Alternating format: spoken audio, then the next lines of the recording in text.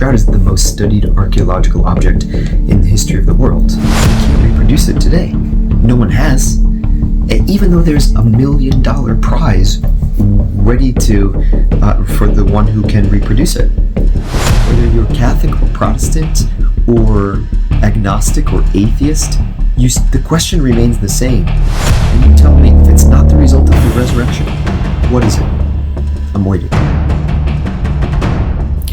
Hi, I'm Kacang Kevin, and on Herald Voices today, we welcome Fr Andrew Dalton, a Catholic priest and professor of theology at the Pontifical Athenaeum Regina Apostolorum, I hope I got that right, in Rome, and has become well known as an international speaker on the Shroud of Turin.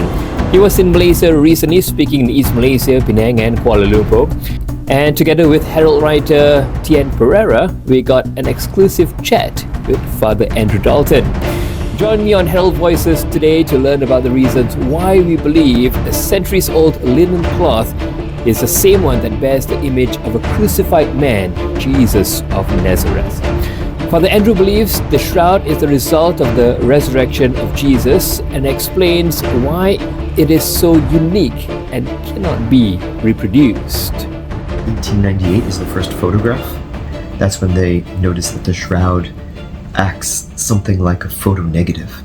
18 centuries before the invention of photography, and we have something like a photographic effect. And now we learn in 1976 that it encodes 3D information. So you tell me, how many cadavers in contact with a cloth leave an image of an anatomically perfect man as a photo negative, encoding 3D information, and that would require something like 34,000 billion watts of radiant energy, cold and quick, has to come at an impulse of something like 1/40th of a billionth of a second. This is what Paolo Di Lazzaro, a physicist with Enea Laboratories in Rome, proved after studying for light for 5 years, trying to project a kind of caramel color on a cloth just by using lasers. He's playing with the variables of like amplitude and frequency and duration of exposure. He was so frustrated because at first he was getting nothing, no color affected by light of any kind, or he would go overboard, he would char or carbonize, and that's not what you see on the shroud. So it was only after 5 years that he was able to get something close enough that allowed him to calculate the amount of energy needed to colorize a cloth of this size in this way. And this is where he publishes his famous article that shows this figure of 34 trillion joules per second. That's power over time.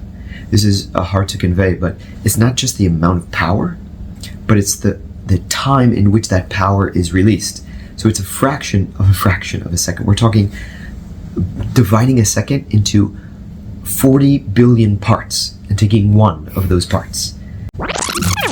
Dividing a second into 40 billion parts and taking one of those parts. This is what we have to postulate given what we see on the shroud, and yet we can't reproduce it today. No one has. Even though there's $1 million prize ready to for the one who can reproduce it.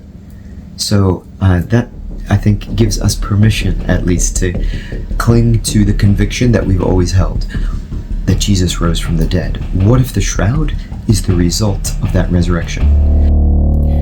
That's where the believers and skeptics divide. It is a result of the resurrection. We will get into the evidence in just a bit, but first, why is there so much interest in the shroud? It's just because it's so enigmatic. It's a puzzle. We can't explain how the image was formed, and we have tons of scientific information about it. The shroud is the most studied archaeological object in the history of the world. So hundreds of thousands of hours, over 100 different disciplines have studied the shroud, and yet we still don't know how the image was made. So that is of interest as a riddle. What brought this into being? We don't know. Scientists have to shrug their shoulders if they're honest. And so that leaves really open, could it be the result of the resurrection? Could it be the natural effect of a supernatural event? We know what it's not. We know it's not the natural effect of human artwork. We know it's not a painting, a rubbing, a scorch, or a photograph. Well, then what is it? And so that really catches the attention even of secular scientists.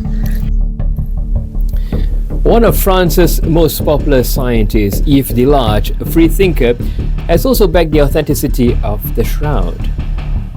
Even secularists like Yves Delage, he was an agnostic who studied the Shroud and said, the man of the Shroud is Jesus of Nazareth. He wasn't a Christian.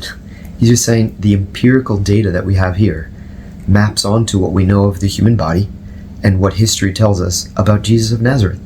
And so he had no problem saying that the man of the Shroud is Jesus of Nazareth. He wasn't a Christian. He didn't believe that he was God or that he was the Davidic Messiah. But he said, look, this is not human artwork. This is too good, too precise. Plus, it's a photographic negative.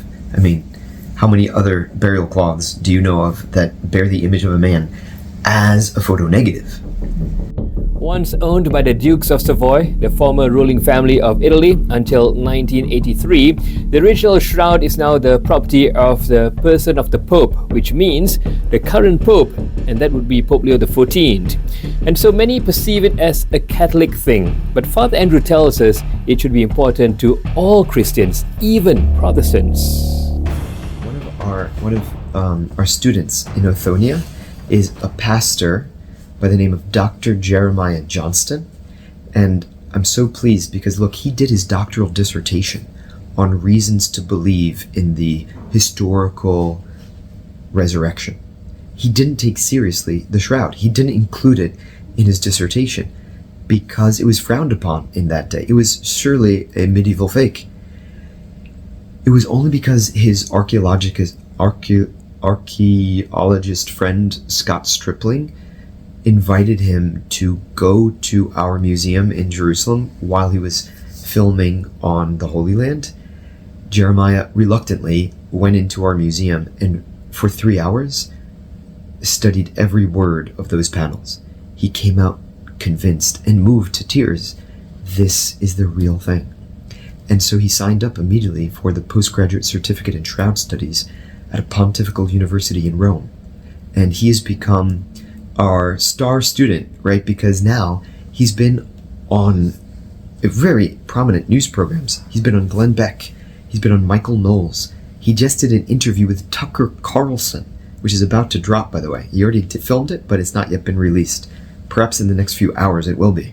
But he's a Protestant pastor. He's also a serious scholar. And so I'm so happy for this because as I have presented it often to the Catholic world, he is giving permission to Protestants to take seriously something that has been often regarded as a Catholic thing, a relic that's for them, not us.